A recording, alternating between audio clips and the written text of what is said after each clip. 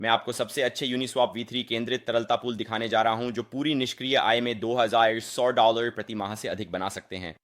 अब ये पूल मेरे द्वारा चुने गए हैं और मैं पिछले 1 साल से यूनिस्वैप V3 क्षेत्र के विभिन्न रेंजों और पूलों से अच्छी तरह परिचित हूं और मैं डीफाई में 2 साल से अधिक समय से हूं। लेकिन यह कहते हुए मैं यह कहना चाहता हूं कि उपज में उतार चढ़ाव होगा और इसका कारण यह है कि यूनिस्वैप V3 वास्तविक उपज प्रदान करता है। आप उन संपत्तियों में भुगतान प्राप्त कर रहे हैं जिन्हें आप तरलता प्रदान कर रहे हैं, और आपको भुगतान प्राप्त करने का तरीका यह है कि व्यापारी वास्तव में यूनिस्वैप पर व्यापार कर रहे हैं और तरलता प्रदाता, जो कि आप हैं, को एक छोटी लेनदेन शुल्क का भुगतान कर रहे हैं। निश्चित रूप से आप कल्पना कर सकते हैं कि यदि किसी विशेष दिन में बहुत से लोग व्यापार नहीं कर रहे हैं तो आप उतनी फीस नहीं जमा करेंगे। व्यापार की मात्रा अधिक है लेकिन पहले से कहीं अधिक तरलता है और निश्चित रूप से उपज को पतला किया जाएगा। इसलिए आपके द्वारा प्राप्त की जा रही उपज, साथ ही आप कितना पैसा कमा रहे हैं और आपकी कुल पूंजी संरक्षण के लिए कई विभिन्न कारक हैं। और मुझे कहना चाहिए कि यदि आप संपत्तियों पर विश्वास नहीं करते तो आपको इनमें से किसी भी पूल में निवेश नहीं करना चाहिए। केवल उपज निवेश न करें, समय के साथ उन संपत्तियों के प्रति अपनी संपर्क बढ़ाने के लिए निवेश करें जो आपको पसंद है। और दूसरी बात जो मैं उल्लेख करना चाहता हूं, हर महीने की C61 YP कमाने के लिए आपके पास पूंजी $25,000 होना चाहिए।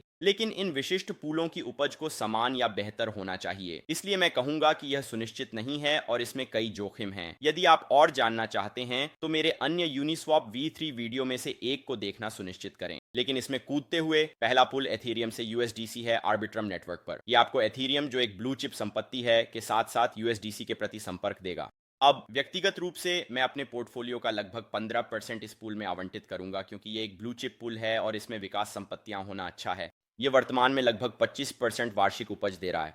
इसीलिए आप हर साल लगभग 927 कमा रहे हैं। यह 1550 से 350 के रेंज के साथ है। जब आप ये वीडियो देख रहे हैं तब उस रेंज को समायोजित करना पड़ सकता है। और निश्चित रूप से मेरे पास यहाँ कुछ नोट्स हैं। यदि कीमत लगभग 16.25 तक गिरती है तो मैं पूल को फिर से रेंज करूंगा, या यदि यह 2050 तक बढ़ता है तो मैं पूल को फिर से रेंज करूंगा ताकि अधिक मंदी या अधिक तेजी के संपर्क की अनुमति मिल सके। रैप बिटकॉइन के लिए समान रणनीति, लेकिन पॉलीगॉन नेटवर्क पर मैं यहाँ 15% आवंटित करूंगा। यह भी लगभग 25% वार्षिक उपज दे रहा है। तो आप हर साल लगभग 950 कमा रहे हैं। यह $25,500 से $35,500 के रेंज के साथ है। अभी बाजार कुछ समेकित हो रहा है और यही कारण है कि मैंने एथीरियम और रैप बिटकॉइन के लिए ये रेंज चुनी है। जब बाजार कुछ अधिक तेजी का संकेत दिखाना शुरू करता है तो मैं रेंज को एक व्यापक रेंज के साथ समायोजित करने जा रहा हूं, जो अंततः मुझे एक कम उपज देगा, लेकिन कम से कम यह मुझे अपना पूंजी सुरक्षित रखने और बिटकॉइन और एथीरियम के संपर्क में रहने की अनुमति देगा जब कीमत ऊपर उठने लगती है, बजाय इसके कि पूरी तरह से USDC में परिवर्तित हो जाऊं और अस्थायी नुकसान के साथ फंस जाऊं। मैं यह उल्लेख करना चाहता हूं कि मैंने एक पूर्ण व्यापक यूनिस्वैप V3 गाइड तैयार की है जो आपको यूनिस्वैप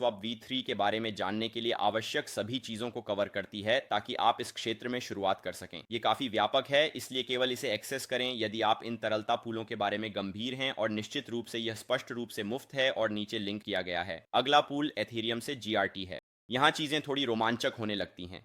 आप बहुत बेहतर उपज प्राप्त कर रहे हैं, लेकिन मैं व्यक्तिगत रूप से अपने पोर्टफोलियो का लगभग 20% इस जोड़ी में आवंटित करूंगा। मैं इस पूल में नहीं हूं। यह एथेरियम मैनेट पर है, लेकिन बात यह है कि यह लगभग 150% वार्षिक उपज दे रहा है, जिसका मतलब है कि $5,000 के निवेश पर यदि सब कुछ योजना के अनुसार होता है तो आप लगभग $7,500 कमाने की उम्मीद कर सकते हैं। तो इसमें यह थोड़ा अलग है क्योंकि आप US डॉलर या यहां तक कि USDC या कुछ ऐसा नहीं कह रहे हैं, आप GRT में कीमत के बारे में बात कर रहे हैं। तो इसका मतलब है कि एक एथेरियम के बराबर होने के लिए कितने GRT की आवश्यकता है, और निश्चित रूप से यह समय के साथ बदलता रहेगा क्योंकि GRT या तो एथेरियम से बेहतर प्रदर्शन करता है या खराब प्रदर्शन करता है। GRT को ग्राफ के रूप में जाना जाता है। यह कॉइन गेको पर मार्केट कैप के हिसाब से नंबर 45 पर है, जिसका मार्केट कैप $1 बिलियन से थोड़ा अधिक है, जो काफी शानदार है। यह एक ब्लॉकचेन डेटा टोकन है। इसके कुछ अच्छे उपयोग के मामले हैं और यह कई विभिन्न DeFi प्लेटफॉर्मों की मदद करता है, और यही कारण है कि यह एक काफी बड़ा क्रिप्टो करेंसी है। उदाहरण के लिए हम यहां उनके एक्सप्लोरर पर जा सकते हैं, हम यूनिस्वैप V3 पर जा सकते हैं और यूनिस्वैप V3 के बारे में विभिन्न डेटा देख सकते हैं। लेकिन यह कहते हुए मैंने इसे यहां शामिल करने का कारण यह है कि नंबर 1, यह वास्तव में उच्च उपज दे रहा है, लेकिन मैं व्यक्तिगत रूप से GRT के प्रति बुलिश हूं और मुझे लगता है कि यह अगले बुल रन में कुछ शानदार मूल्य क्रिया देखने वाला है। इसलिए मैं GRT के प्रति अपनी एक्सपोजर बढ़ा रहा हूं।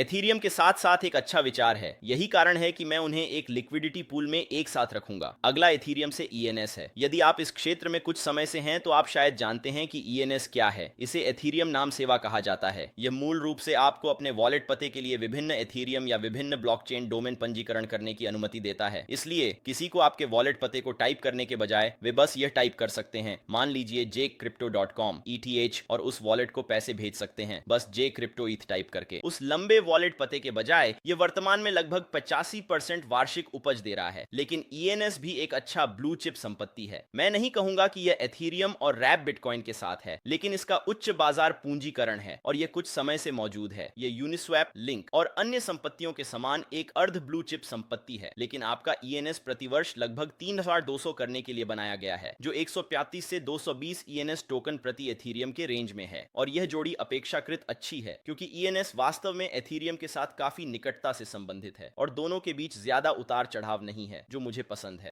एथीरियम से रेंडर भी है। यह लगभग 150% वार्षिक उपज दे रहा है। मैं इस जोड़ी में 15% आवंटित करूंगा। यह हर साल लगभग $5250 की उपज देगा, यह मानते हुए कि चीजें योजना के अनुसार चलती हैं। रेंडर एक और उपयोगिता टोकन है जिसकी बाजार पूंजी लगभग 730 मिलियन है और यह कॉइनगेको पर 58वें स्थान पर है। अब मैंने रेंडर के बारे में सुना है और मैंने इसे पिछले कुछ महीनों में बढ़ते हुए देखा है, लेकिन मैं अवधारणा से बहुत परिचित नहीं हूं। ऐसा लगता है कि वे एआई इमेज जनरेशन में मदद करते हैं, लेकिन ब्लॉकचेन पर और वास्तव में ब्लॉकचेन का उपयोग करते हुए, जो एक काफी अच्छा विचार है। और निश्चित रूप से पिछले कुछ महीनों में क्रिप्टो में एआई की कहानी पूरी तरह से बढ़ रही है। अगला एक टोकन है प्लेटफॉर्म स्टारगेट के लिए। यह एथीरियम के साथ जोड़ा गया एसटीजी है। स्टारगेट एक डिफाई ब्रिज है, इसलिए यह आपको एक नेटवर्क से दूसरे नेटवर्क में संपत्तियों को स्थानांतरित करने की अनुमति देता है। तो उदाहरण के लिए, अगर मेरे पास एथीरियम नेटवर्क पर कुछ यूएसडीसी है और मुझे उस यूएसडीसी को पॉलीगॉन नेटवर्क पर ले जाना है, तो मुझे किसी केंद्रीकृत एक्सचेंज, कॉइनबेस, बिनेंस या ऐसा कुछ करने की आवश्यकता नहीं है। ये बस एक परेशानी है। मुझे बस वास्तव में स्टारगेट पर जाना है और अपने वॉलेट को कनेक्ट करें और मैं एथीरियम नेटवर्क से पॉलीगॉन नेटवर्क या किसी अन्य नेटवर्क पर ब्रिज कर सकता हूं। वे सीमित नेटवर्क का समर्थन करते हैं, जो निराशाजनक है, लेकिन वहां कई अन्य क्रिप्टो ब्रिज हैं। एसटीजी इस स्टारगेट ब्रिज का गवर्नेंस टोकन है। मैं यहां लगभग 10 आवंटित करूंगा और इसका कारण यह है कि इसका मार्केट कैप वर्तमान में थोड़ा कम है। ये कॉइनगेको पर 211 नंबर पर है, जिसका मार्केट कैप $130 मिलियन है। लेकिन बात यह है कि यह लगभग 140% वार्षिक उपज दे रहा है, जो सालाना लगभग $3500 बनता है। मान लेते हैं कि चीजें अपेक्षित रूप से चलती हैं। और अंत में एथीरियम से पेंडल की थ्योरी देखें, जहां पूल आर्बिट्रम नेटवर्क पर है। यह वास्तव में 185% वार्षिक उपज देने वाला सबसे अच्छा जोड़ा है, लेकिन मैं कहूंगा कि यह एक बहुत ही अस्थिर जोड़ा है, इसलिए आपको सावधान रहने की आवश्यकता है। वर्तमान में पेंडल 8.8% नीचे है, जबकि समग्र क्रिप्टो बाजार लगभग 0.8% नीचे है और एथीरियम 1.1% नीचे है। इसमें कुछ काफी अस्थिर मूल्य उतार चढ़ाव हैं, लेकिन पेंडल एक अद्भुत डिफाई प्लेटफॉर्म है। वे आपको विभिन्न उपज उत्पन्न करने वाली संपत्तियों की उपज का व्यापार करने की अनुमति देते हैं, जो एक काफी अच्छा विचार है। आप कुछ जोड़ों पर लीवरेज कर सकते हैं और वे कई अद्भुत अवसरों को खोलते हैं। और मैं संभवतः जल्द ही पेंडल पर एक वीडियो बनाने जा रहा हूं, इसलिए उस वीडियो के लिए लाइक और सब्सक्राइब करना ना भूलें। लेकिन 185% वार्षिक पर